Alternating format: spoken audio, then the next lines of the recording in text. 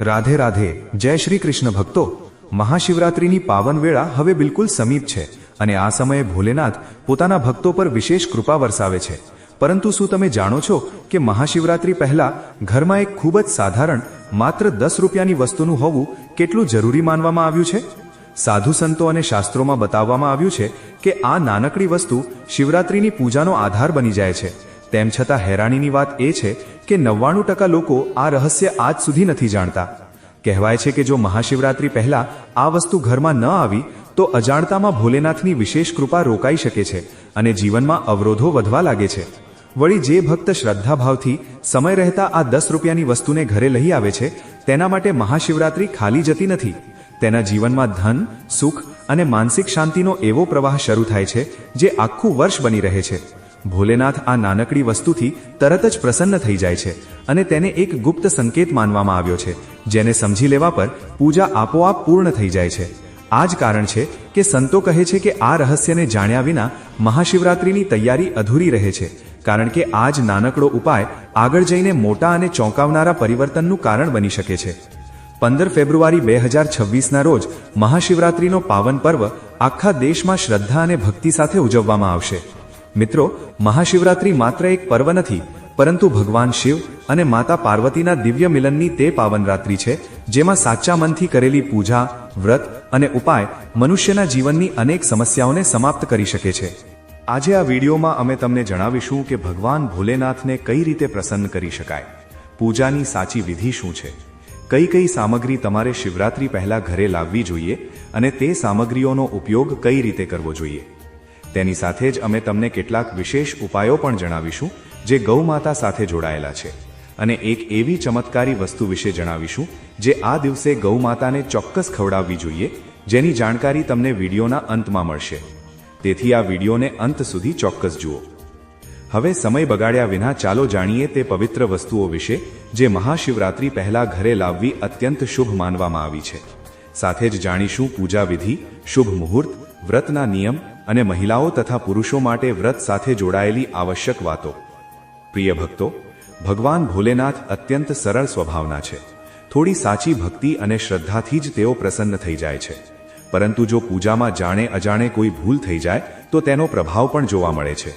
તેથી આજે અમે તમને તે ભૂલો વિશે પણ જણાવીશું જે આ મહાશિવરાત્રિ પર ભૂલથી પણ ન કરવી જોઈએ.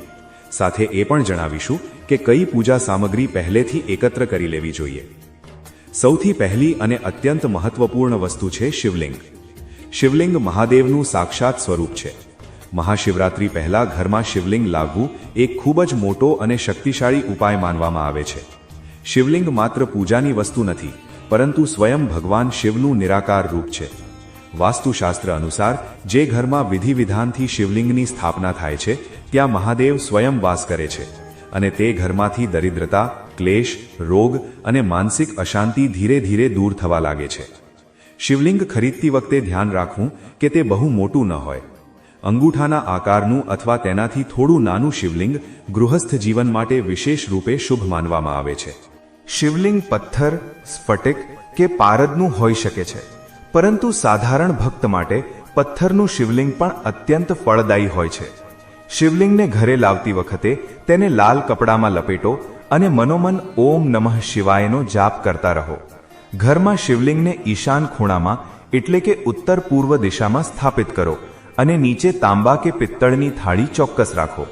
મહાશિવરાત્રિની રાત્રે આ જ શિવલિંગ પર જળ, દૂધ, મધ અને બીલીપત્રથી અભિષેક કરવાથી અટકેલું ધન આવવા લાગે છે અને આવનારા સમયમાં એવા ધનયોગ બને છે કે વ્યક્તિ પોતે આશ્ચર્યચકિત થઈ જાય છે. બીજી મહત્વપૂર્ણ વસ્તુ છે ગંગાજળ. ગંગાજળને શાસ્ત્રોમાં સાક્ષાત દેવી ગંગાનું સ્વરૂપ માનવામાં આવ્યું છે, જેમનું અવતરણ ભગવાન શિવની જટાઓમાંથી થયું હતું. મહાશિવરાત્રિ પહેલા ઘરમાં ગંગાજળ લાવવું અત્યંત આવશ્યક માનવામાં આવ્યું છે, કારણ કે તે માત્ર પૂજામાં જ ઉપયોગમાં નથી આવતું, પરંતુ આખા ઘરની ઊર્જાને શુદ્ધ કરે છે. ગંગાજળ ખરીદતી વખતે ધ્યાન રાખવું કે તે શુદ્ધ હોય અને તેને પ્લાસ્ટિકની બોટલમાં નહીં પણ કાચ કે તાંબાના પાત્રમાં રાખો. ગંગાજળને ક્યારેય જમીન પર ન રાખો અને ન તો શૌચાલય કે રસોડાની પાસે રાખો.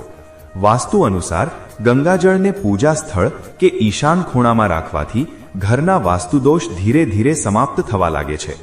મહાશિવરાત્રિના દિવસે ગંગાજળથી શિવલિંગનો અભિષેક કરવાથી પિતૃદોષ, ગ્રહદોષ અને આર્થિક અવરોધો શાંત થાય છે. સપ્તાહમાં એકવાર ગંગાજળને આખા ઘરમાં છાંટવાથી નકારાત્મક શક્તિઓ ઘરની બહાર ચાલી જાય છે. ત્રીજી વસ્તુ છે ત્રિશૂળ. ત્રિશૂળ ભગવાન શિવનું સૌથી શક્તિશાળી અસ્ત્ર છે અને તેને ઘરની રક્ષાનું દિવ્ય પ્રતીક માનવામાં આવ્યું છે. મહાશિવરાત્રિ પહેલા ઘરમાં નાનું અમથું ત્રિશૂળ લાવવું બહુ શુભ હોય છે. ત્રિશૂળ ખરીદતી વખતે ધ્યાન રાખવું કે તે તૂટેલું કે કાટવાળું ન હોય. ત્રિશૂળને ઘરે લાવી મહાશિવરાત્રિના દિવસે શિવલિંગની સામે રાખી તેનું પૂજન કરો. ત્યારબાદ ત્રિશૂળને ઘરના મુખ્ય દ્વારની ઉપર કે પૂજા સ્થળમાં સ્થાપિત કરી શકાય છે. વાસ્તુશાસ્ત્ર અનુસાર ત્રિશૂળ ઘરને ખરાબ નજર, તંત્રમંત્ર, ઈર્ષ્યા અને શત્રુ બાધાથી બચાવે છે. જે ઘરોમાં કારણ વગર ડર, ઝઘડા કે નકારાત્મક ઘટનાઓ બનતી રહેતી હોય ત્યાં ત્રિશૂળ રાખવાથી વાતાવરણમાં સકારાત્મક પરિવર્તન જોવા મળે છે. આ ત્રિશૂળ ઘર માટે એક દિવ્ય સુરક્ષા કવચ બની જાય છે. મહાશિવરાત્રિ પહેલા માત્ર 10 રૂપિયાની ભાંગ ચોક્કસ લઈ આવો. આ જ ભાંગ મહાશિવરાત્રિના દિવસે પ્રભુ શિવશંકરને અવશ્ય અર્પિત કરો.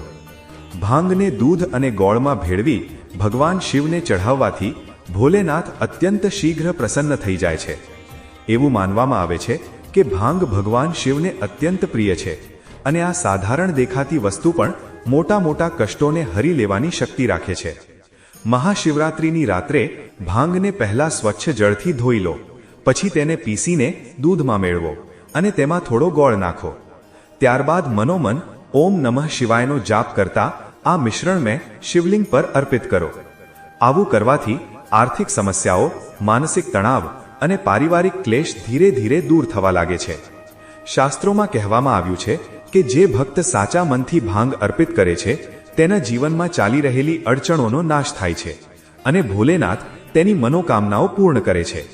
એટલા માટે આ મહાશિવરાત્રિ પર આ સરળ ઉપાય અવશ્ય કરો અને ભગવાન શિવની વિશેષ કૃપા પ્રાપ્ત કરો. ચોથી વસ્તુ છે માટીનો દીવો, જેને શાસ્ત્રોમાં ગરીબી બાળવાનું સાધન માનવામાં આવ્યું છે. મહાશિવરાત્રિ પહેલા માટીના દીવા અવશ્ય ખરીદીને રાખી લો. માટીનો દીવો પંચતત્વથી બનેલો હોય છે અને આ જ કારણ છે કે તે ભગવાન શિવને અત્યંત પ્રિય છે. જ્યારે માટીના દીવામાં ઘી કે તલનું તેલ નાખી દીવો પ્રગટાવવામાં આવે છે તો તે માત્ર પ્રકાશ જ નથી આપતો, પણ ઘરની દરિદ્રતા, આર્થિક અવરોધો અને દુર્ભાગ્યને પણ ધીરે ધીરે બાળીને સમાપ્ત કરી દે છે. મહાશિવરાત્રિની રાત્રે એક દીવો શિવલિંગની સામે અને એક દીવો ઘરના મુખ્ય દ્વાર પર પ્રગટાવવો વિશેષ ફળદાયી માનવામાં આવ્યો છે. દીવો પ્રગટાવતી વખતે મનમાં કોઈ પણ પ્રકારના નકારાત્મક વિચાર ન રાખો. માત્ર એવી ભાવના રાખો કે હે મહાદેવ, મારા જીવનમાંથી અંધકાર દૂર કરી દો. આ નાનકડો ઉપાય આવનારા સમયમાં ધનના એવા માર્ગો ખોલી દે છે જેની વ્યક્તિએ ક્યારેય કલ્પના પણ નથી કરી હોતી. પાંચમી વસ્તુ છે ગૌ માતાની તસવીર કે નાની મૂર્તિ. વાસ્તુ અને ધર્મ બંનેમાં ગૌ માતાને સમૃદ્ધિની જનની માનવામાં આવી છે.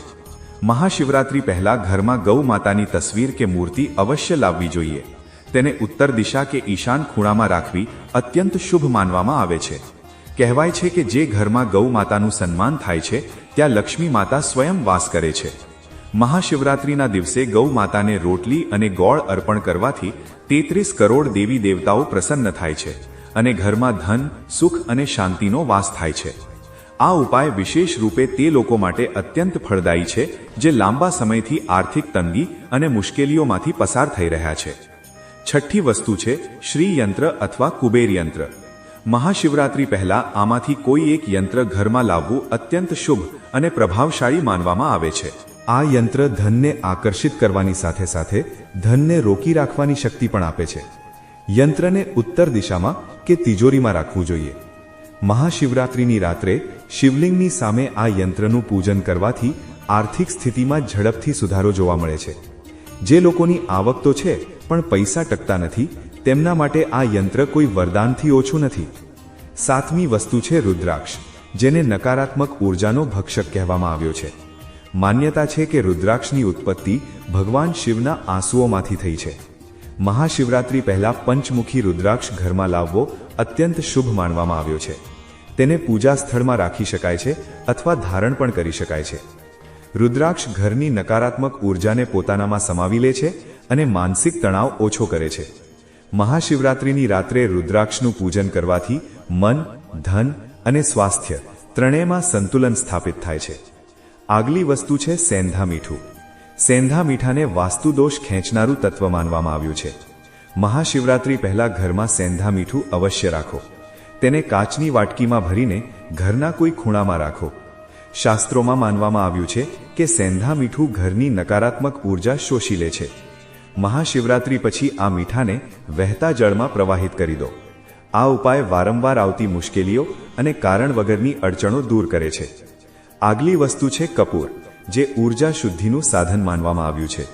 મહાશિવરાત્રિ પહેલા શુદ્ધ કપૂર ઘરમાં અવશ્ય રાખો. દરરોજ સંધ્યા સમયે કપૂર પ્રગટાવવાથી ઘરનું વાતાવરણ પવિત્ર અને સકારાત્મક બની રહે છે.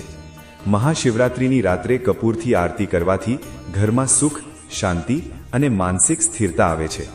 આગલી વસ્તુ છે બિલ્લીપત્ર, જે મહાદેવને શીઘ્ર પ્રસન્ન કરનારું પત્ર માનવામાં આવ્યું છે. બિલીપત્ર ભગવાન શિવને અત્યંત પ્રિય છે. મહાશિવરાત્રિ પહેલા બિલીપત્ર ઘરમાં લાવી પૂજા સ્થળમાં રાખો. બિલીપત્રને હંમેશા સ્વચ્છ જળથી ધોઈને જ અર્પિત કરો. કહેવાય છે કે સાચા મનથી અર્પિત કરેલું એક બિલીપત્ર પણ મહાદેવને તરત પ્રસન્ન કરી દે છે. બિલીપત્ર ઘરમાં રાખવાથી સ્થિરતા, શાંતિ અને સકારાત્મક ઉર્જા બની રહે છે. હવે ચાલો જાણીએ કે મહાશિવરાત્રિના દિવસે વ્રત રાખનારા ભક્તો પૂજા કેવી રીતે કરે. મહાશિવરાત્રિનું વ્રત કોઈ સાધારણ વ્રત નથી. આ માત્ર ભૂખ્યા રહેવાનો નિયમ નથી, પણ પોતાના જીવનને શુદ્ધ કરવાનો સંકલ્પ છે.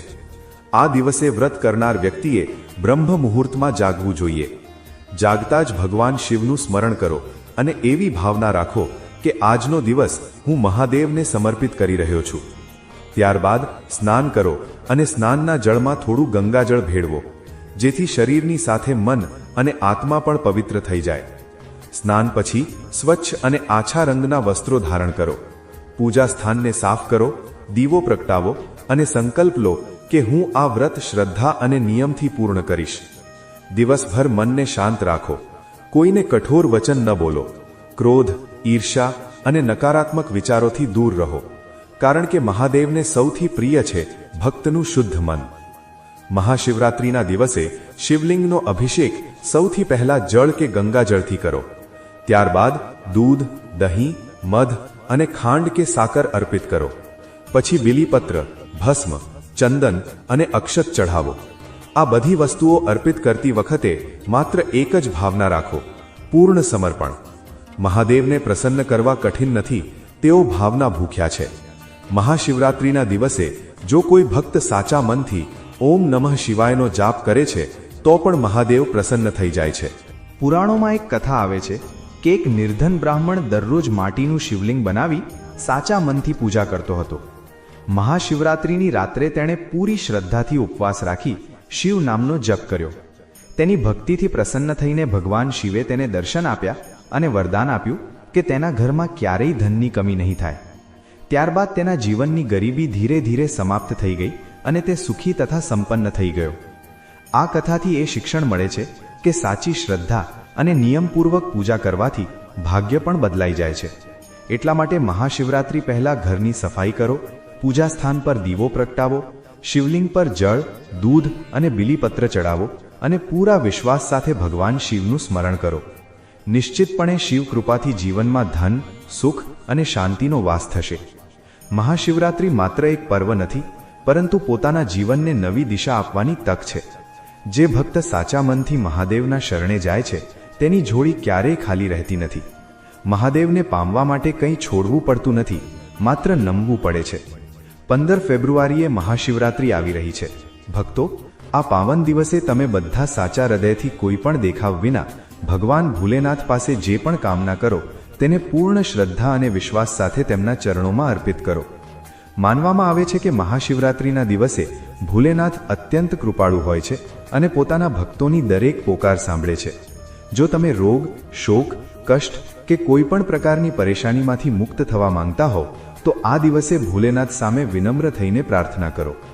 નિશ્ચય જ ભગવાન શિવ તમારી બધી મનોકામનાઓ શીઘ્ર પૂર્ણ કરશે અને તમારા જીવનમાં સુખ, શાંતિ અને સમૃદ્ધિ પ્રદાન કરશે.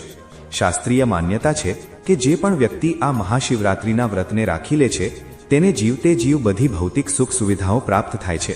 તેમજ વ્રતના પ્રભાવથી એવા લોકો અંત સમયે સીધા ભગવાનના ધામ એટલે કે શિવલોકમાં જાય છે.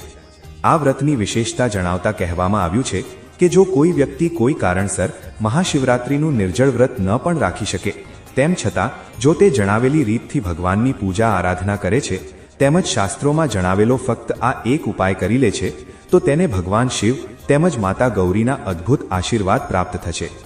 મિત્રો, વિડીયોમાં આગળ વધીએ, પરંતુ તે પહેલા જો તમે આ પાવન પર્વ પર તમારા અને તમારા સંપૂર્ણ પરિવાર ઉપર ભગવાન ભોલેનાથ અને માતા પાર્વતીની અસીમ કૃપા પ્રાપ્ત કરવા માંગતા હોવ તો કોમેન્ટ સેક્શનમાં હર હર મહાદેવ લખીને અમારી ચેનલને સબસ્ક્રાઇબ જરૂર કરી લેજો.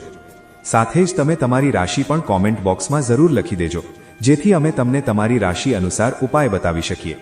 ભક્તો, આ વખતે આ શિવરાત્રિ વધુ ખાસ છે કારણ કે તે રવિવારના દિવસે આવી રહી છે અને પારણા સોમવારે છે. આને મહાસંયોગ માનવામાં આવે છે. આ દિવસે જે પણ મનુષ્ય શિવલિંગની પૂજા આરાધના કરે છે તેને સંપૂર્ણ તપસ્યાના ફળની પ્રાપ્તિ થઈ જશે. હવે વાત કરીએ સાચી તિથિ અને મુહૂર્તની. વૈદિક પંચાંગ અનુસાર ચતુર્દશી તિથિનો આરંભ 15 ફેબ્રુઆરી 2026ના રોજ સાંજે 5:04 થશે અને તેનું સમાપન 16 ફેબ્રુઆરી 2026ના રોજ સાંજે 5:34 થશે. કારણ કે મહાશિવરાત્રિની પૂજા નિશિતાકાળ એટલે કે મધ્યરાત્રિમાં કરવામાં આવે છે અને 15 ફેબ્રુઆરીની રાત્રે જ આપણને ચતુર્દશી તિથિ મળી રહી છે. તેથી મહાશિવરાત્રિનું વ્રત 15 ફેબ્રુઆરી 2026 રવિવારના રોજ રાખવામાં આવશે. વળી ભક્તો, મહાશિવરાત્રિ 2026ના પારણા એટલે કે વ્રત ખોલવાનો સમય 16 ફેબ્રુઆરી સોમવારે સવારે સૂર્યોદય પછી કરવામાં આવશે. યાદ રાખો, 16 ફેબ્રુઆરીની સાંજે 5:34 સુધી ચતુર્દશી છે, પરંતુ તમારે સવારે જ પારણા કરી લેવા શ્રેષ્ઠ રહેશે. આ વ્રત રવિવારના દિવસે આવવાથી તેનું મહત્વ અનેક ગણું વધી ગયું છે. હવે ભક્તો, શિવરાત્રિના નિયમોની વાત કરીએ તો આહાર અને આચરણમાં સંયમ અત્યંત આવશ્યક છે. ધર્મગ્રંથોમાં સ્પષ્ટ રૂપે બતાવવામાં આવ્યું છે કે મહાશિવરાત્રિ ભગવાન શિવ અને શક્તિના મિલનની રાત્રિ છે. સ્કંદ પુરાણ અને લિંગ પુરાણમાં શિવરાત્રિના દિવસે અન્નના સેવનને વર્જિત બતાવવામાં આવ્યું છે. શાસ્ત્રીય માન્યતા છે કે વ્રતના દિવસે અન્ન ખાવાથી પૂજાનું ફળ પ્રાપ્ત નથી થતું. એટલા માટે અનાજ કે અનાજમાંથી બનેલો કોઈ પણ પદાર્થ આ દિવસે ગ્રહણ કરવામાં આવતો નથી. ભલે તમે વ્રત રહો કે ન રહો, મહાશિવરાત્રિના દિવસે ઘરમાં તામસિક ભોજન ન બનાવો. શિવરાત્રિનું મૂળ તત્વ ત્યાગ અને શુદ્ધતા છે. આ શિવરાત્રિમાં ભગવાન શિવને બીલીપત્ર, ધતુરો અને સફેદ ફૂલ અર્પિત કરવા અત્યંત પુણ્યદાયક માનવામાં આવ્યા છે. શાસ્ત્રોમાં એ પણ સ્વીકારવામાં આવ્યું છે કે આ દિવસે ધતુરાના ફળ અને દૂધમાંથી બનેલી મીઠાઈઓ ફલાહારી ભગવાન શિવને ભોગરૂપે અર્પિત કરી શકાય છે. મહાશિવરાત્રિની કથામાં બતાવવામાં આવ્યું છે કે કેવી રીતે એક શિકારીને અજાણતામાં જ સાચું પણ આ વ્રતના પ્રભાવથી મોક્ષની પ્રાપ્તિ થઈ હતી. એટલા માટે આ દિવસે સાત્વિક રહેવું બહુ જરૂરી છે.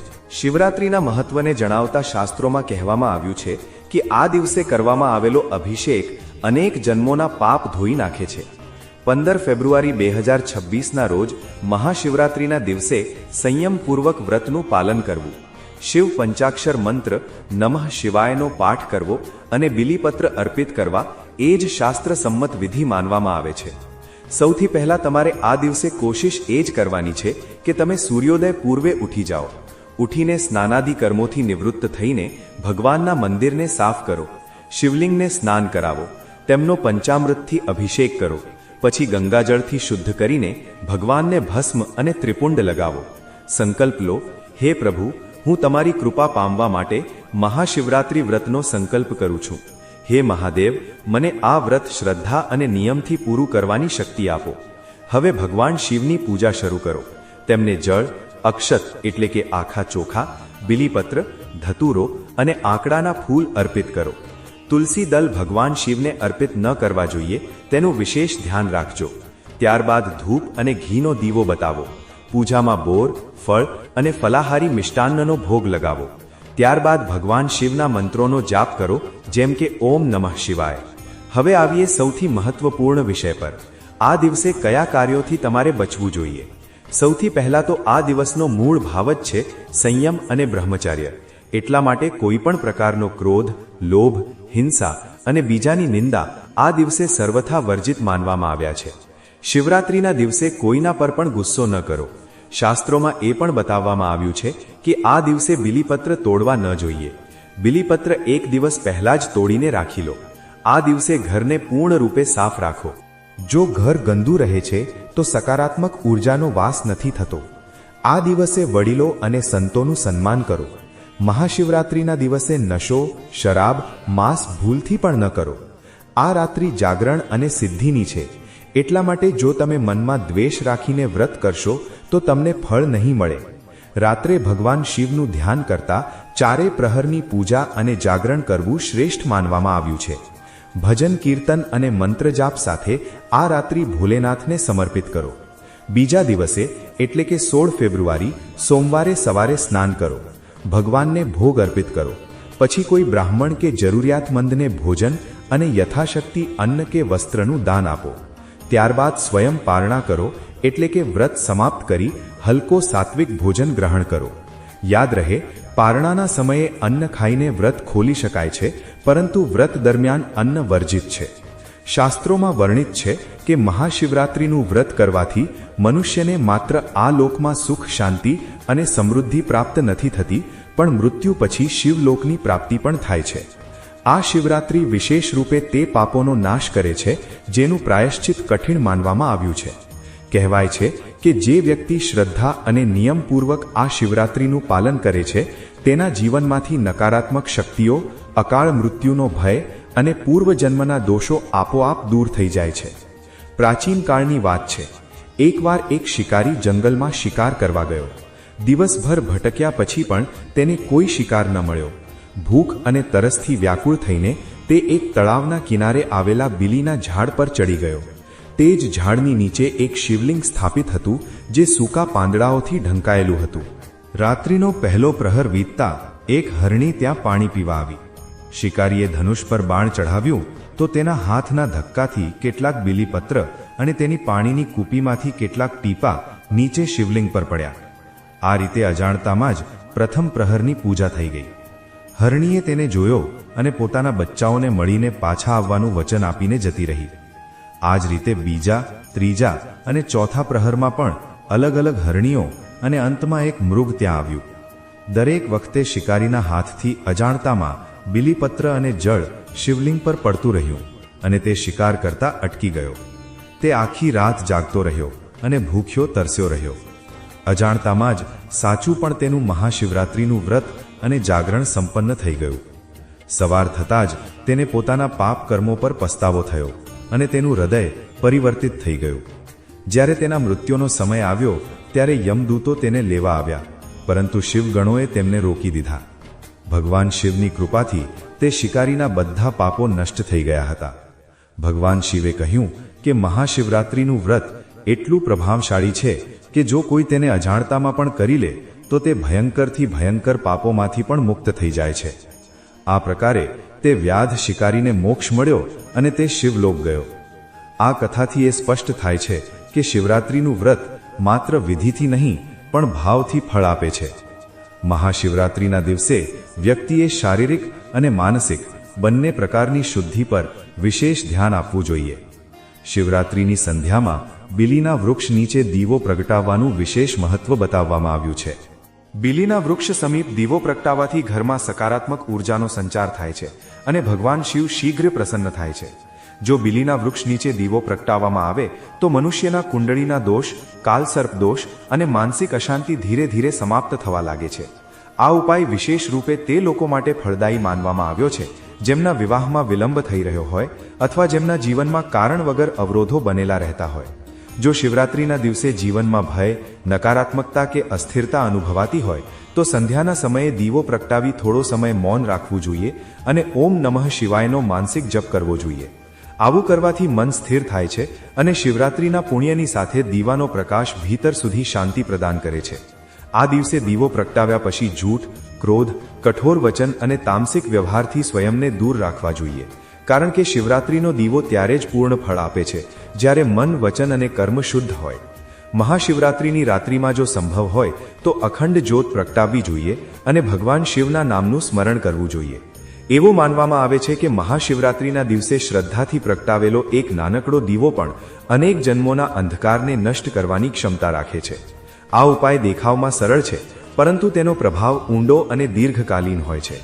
શિવરાત્રિ પર દીવો પ્રગટાવવો એ માત્ર એક કર્મકાંડ નથી, પણ આત્મશુદ્ધિ, ભક્તિ અને શિવ કૃપાને જીવનમાં ઉતારવાનું એક શાંત અને દિવ્ય સાધન છે. તો ભક્તો, આશા છે કે શિવરાત્રિ વ્રતની આ સંપૂર્ણ શાસ્ત્રીય જાણકારી તમને જરૂર પસંદ આવી હશે. વિડીયો સારો લાગ્યો હોય તો લાઈક કરી તમારા મિત્રો, પરિવાર, સગા સંબંધીઓ સાથે શેર જરૂર કરો. કોમેન્ટ બોક્સમાં સાચી શ્રદ્ધાથી હર હર મહાદેવ અવશ્ય લખો. વિડીયો અંત સુધી જોવા માટે તમારો ખૂબ ખૂબ આભાર. જય શ્રી કૃષ્ણ. ધન્યવાદ.